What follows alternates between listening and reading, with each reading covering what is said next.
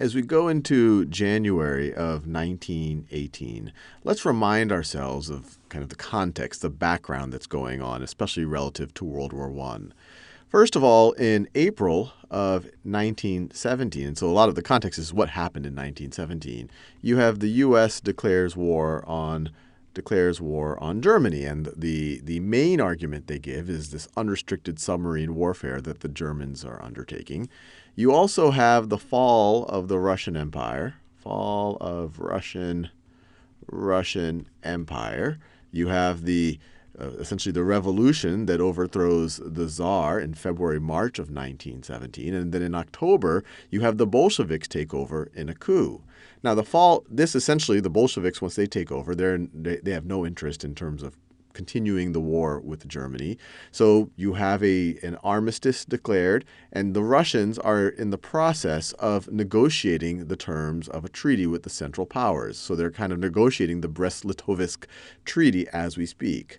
Now, on top of that, you have, because the Central Powers don't have to focus on Russia on the Eastern Front anymore, they're trying to bring especially Germany is trying to bring its troops back to the Western Front, and they want to do it before the U.S. can mobilize in any significant way. So race on Western Front. Between, essentially, can Germany get its troops and do an offensive that can put probably France out of the war before the U.S. has a chance to significantly reinforce the Western Front? So this is essentially between German redeployed troops from the Eastern Front, German troops from Eastern Front versus new American troops versus new Americans. So this is the backdrop. No one really knew what exactly was going to happen on the Western Front. Certain military analysts would say, well, look, Germany was able to prosecute this two-front war against a major empire in Russia. Now that they're going to be able to focus completely on the Western Front, Germany might be able to kind of deal the decisive blow. Others would say, well, look, the U.S., it's this emerging power. It's bringing fresh troops in. It has a major industrial capacity. The U.S. could, especially if the war were to last a good bit, the U.S. might be the decisive element for the Allies. So that's the background in which President Woodrow Wilson, on January of 1918, January 8th, gives a speech to the joint sessions of Congress. And this is a part of the text of the speech. And I'm just going to read through it. I'm not going to read the entire speech. He talks about many things. Essentially, why are we in World War I? What is the moral causes of World War I? And the speech is most famous for his articulation of the 14 points. So let's just read into it, because it really informs a lot of what happened in the Treaty of Versailles, which is essentially the peace treaty with Germany, which the U.S. ironically did not ratify. But it also kind of lays out the tension in the Paris peace conferences after World War I between those who were more idealistic, like Woodrow Wilson, and those who might have been a little bit more vengeful, especially against the Central Powers. So here we go. This is part of the speech. We entered this war because violations of right had occurred, which touched us to the quick and made the life of our own people impossible unless they were corrected and the world secured once for all against their recurrence. What we demand in this war, therefore, is nothing peculiar to ourselves. It is that the world be made fit and safe to live in. This is very idealistic. Remember, all these other, especially these European powers, they're all about who gets what land, who gets what empire, who gets to kind of take advantage of whatever colony, and particularly that it be made safe for every peace-loving nation, which, like our own, wishes to live its own life, determine its own institutions, and be assured of justice and fair dealing by the other peoples of the world, as against force and selfish aggression. All the peoples of the world are in effect partners in this interest, and for our own part we see very clearly that unless justice be done to others, it will not be done to us. The program of the world's peace, therefore, is our program, and that program, the only possible program, all we see it is this. And these are his 14 points, and I'll try to kind of give some context for each of them. So the first is open covenants of peace, openly arrived at, which after after which there shall be no private international understandings of any kind, but diplomacy shall proceed always frankly and in the public view. And the context here is actually after the Bolsheviks took over, they started releasing all these secret covenants and understandings that the Russian Empire had been getting into. And a lot of, we've already talked about all of the entanglements, the alliances that led to World War I. And so this is Wilson's attempt to say, hey, look, let's just do everything out in the open. That'll let everyone kind of know, give more transparency what may or may not occur based on their actions. Number 2, absolute freedom of navigation upon the seas, outside territorial waters, alike in peace and in war, except as the seas may be closed in whole or in part by international action for the enforcement of international covenants. So no more of these British blockades, no more of this unrestricted submarine warfare. The only time we could kind of dictate what happens in open waters is if it's the international community trying to decide that it wants to enforce international covenants. Number 3, the removal of all economic barriers and the establishment of equality of trade conditions among all the nations consenting to the peace and associating themselves for its maintenance. So essentially free trade. Free trade. Number 4, adequate guarantees given and taken that national armaments will be reduced to the lowest point consistent with domestic safety. So he's trying to undo some of this militarism, this buildup of arms that helped start the world, essentially allowed World War I to happen with the ferocity that it did and the quickness with which it did.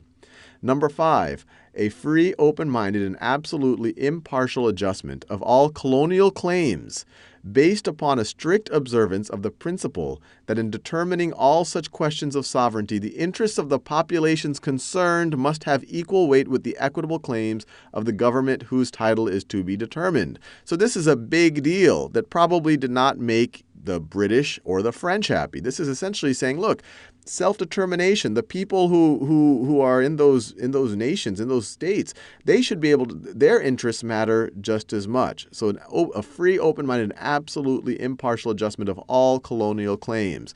So this is a pretty big deal.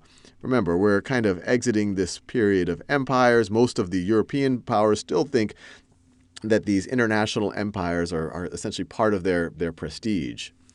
Number 6, the evacuation of all Russian territory and such a settlement of all questions affecting Russia as will secure the best and freest cooperation of the other nations of the world in obtaining for her an unhampered and unembarrassed opportunity for the independent determination of her own political development and national policy, and assure her of a sincere welcome into the society of free nations under institutions of her own choosing. This is still one sentence, and then he doesn't even put a period there, semicolon, and I guess he had to read it himself. And more than a welcome, assistance also of every kind that she may need and may herself desire.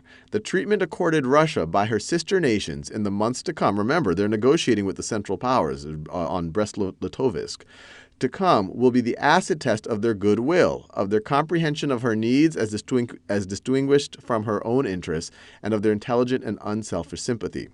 So it's saying, look, I mean, Wilson doesn't know whether the Allies or the Central Powers are going to win on the Western Front, but they know that the Central Powers are dictating terms to Russia with Brest-Litovsk. And it's like, look, this is going to be a test of your goodwill, of your comprehension of the needs of this kind of newly emerging state now that the Bolsheviks have taken over. Obviously, at this point, you don't have the antagonism between the U.S. and the future Soviet Union that is going to emerge. They're saying, look, give Russia a chance to kind of be herself.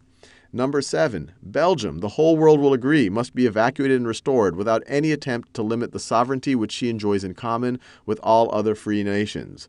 And so this is kind of obvious. Belgium, when the Germans rolled through Belgium, that's how they got to France. It was a justification that Great Britain used for entering the war. So look, get out of Belgium. Number 8, all French territory should be freed and the invaded portions restored, and the wrong done to France by Prussia in 1871 in the matter of Alsace-Lorraine, which has unsettled the peace of the world for nearly 50 years, should be righted in order that peace may once more be made secure in the interest of all. So Alsace-Lorraine, we've touched on it several times. That's That's this region right over here. It was taken by Germany as essentially the unification of Germany during the Franco-Prussian War. This was a mineral-rich region. This was one of the justifications. This was why France might have gone into a war with Germany, and what Germany almost wanted to be preemptive against France, because they said, hey, France might want to take some of that territory back. 9. A readjustment of the frontiers of Italy should be effected along clearly recognizable lines of nationality. Hey, where do people speak Italian? Number 10. The peoples of Austria-Hungary, whose place among the nations we wish to see safeguarded and assured, should be accorded the freest opportunity to autonomous development. So this is another big deal. It's another breaking up of an empire. It's another self-determination point of the 14 points. Austria-Hungary, we've already said it was an empire. It included many, many, many nationalities. You have the Czechs right around there. You have the Slovaks right around there.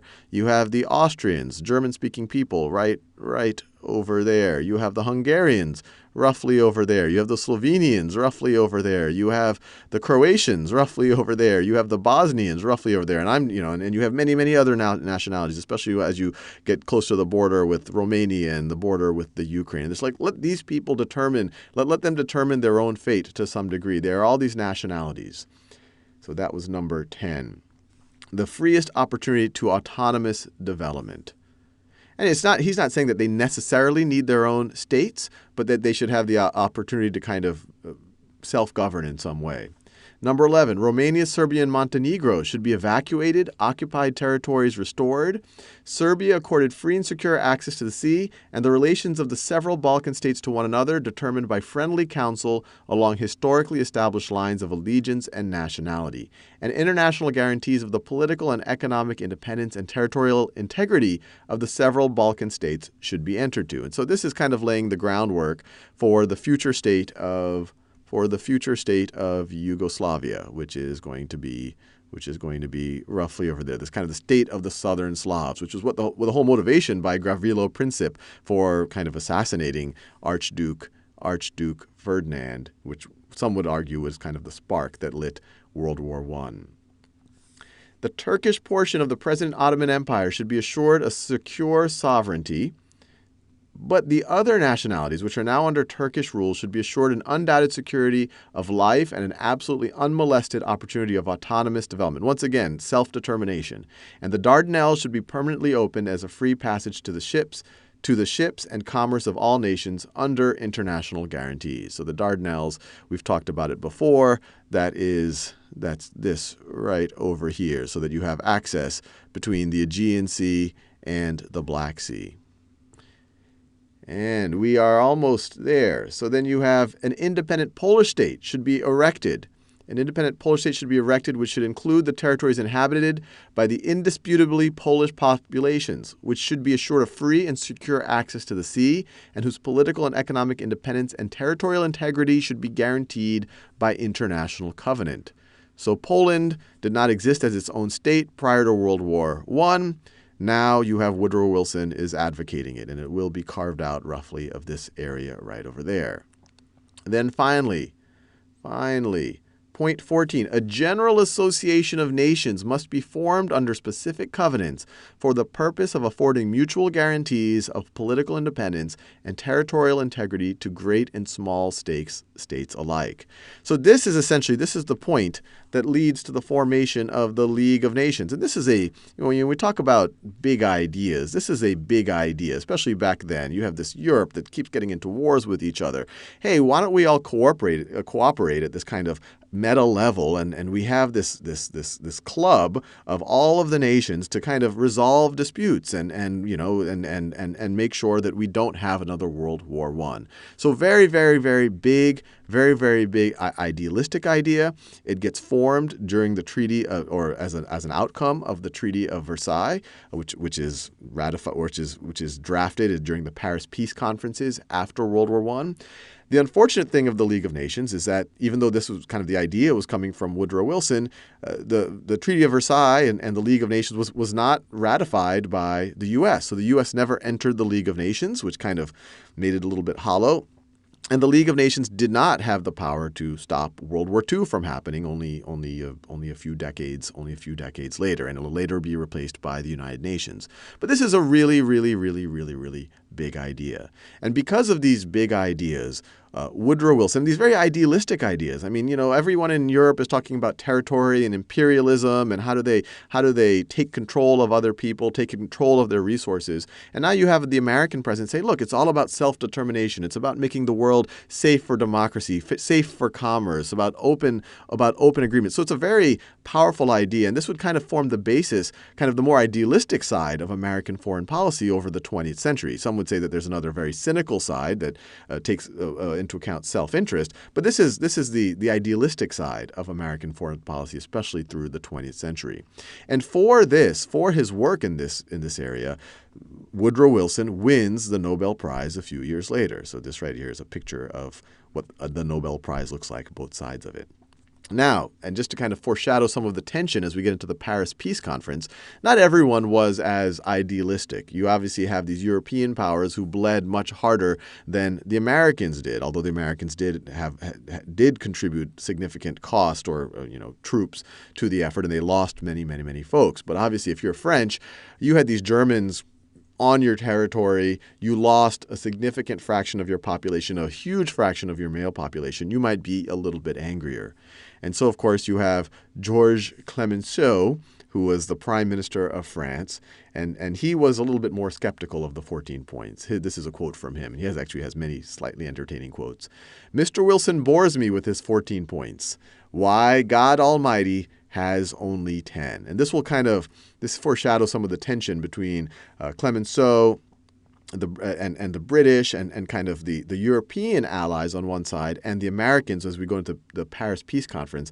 They were a little bit looking out more for revenge, especially against the Germans, while the Americans, especially Woodrow Wilson, was actually a lot more idealistic.